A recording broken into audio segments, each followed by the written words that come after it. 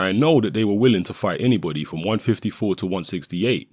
And at the time, we were at 168. So when we found that out, we said, why not?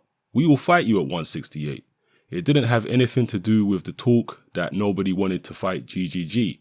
It was a legitimate fight, the best fight, the best. We consider him a top fighter, one of the best, so why not? When it came to making the fight, that's when they came with a lot of excuses or reasons. I'll give him the benefit of the doubt and say reasons. Of course, he can make 168 if the money is right. He is still a super middleweight. We have unfinished business at light heavyweight. I don't know if Ward will go back down, but he's not a light heavyweight. He's still a super middleweight. Time will tell if we move back down, but there shouldn't be any reason now on why he won't fight us. I don't think they could use those excuses again.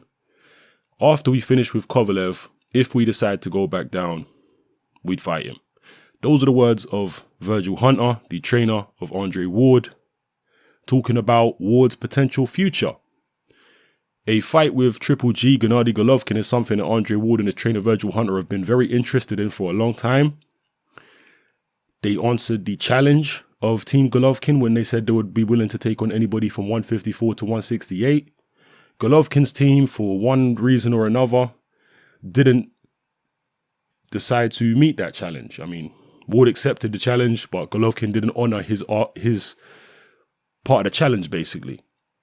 So it's interesting there, Virgil Hunter saying Andre Ward's not actually a light heavyweight, he's still a super middleweight.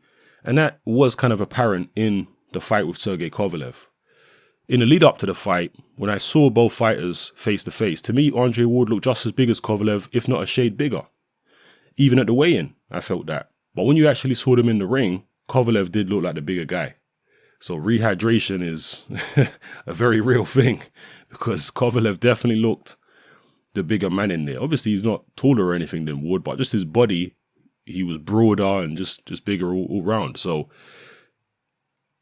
Virgil Hunter entertaining the possibility of Ward moving back down to super middleweight if he goes through the Kovalev fight, maybe if he beats him or doesn't beat him, going back down. That'd be interesting.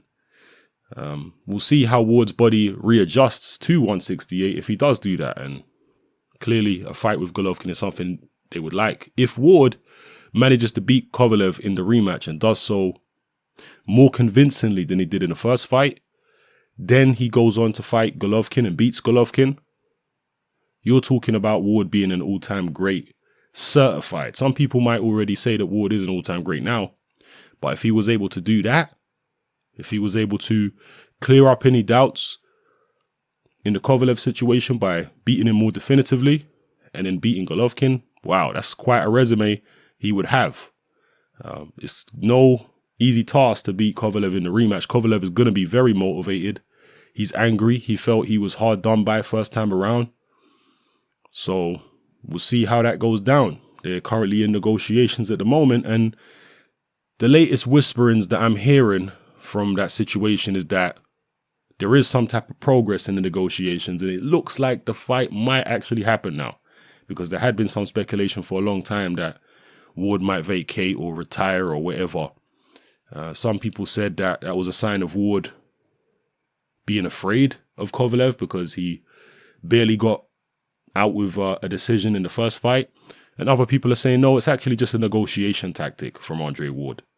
So we'll find out in due course exactly what it is. But for now, let me know what you feel about an Andre Ward Gennady Golovkin fight.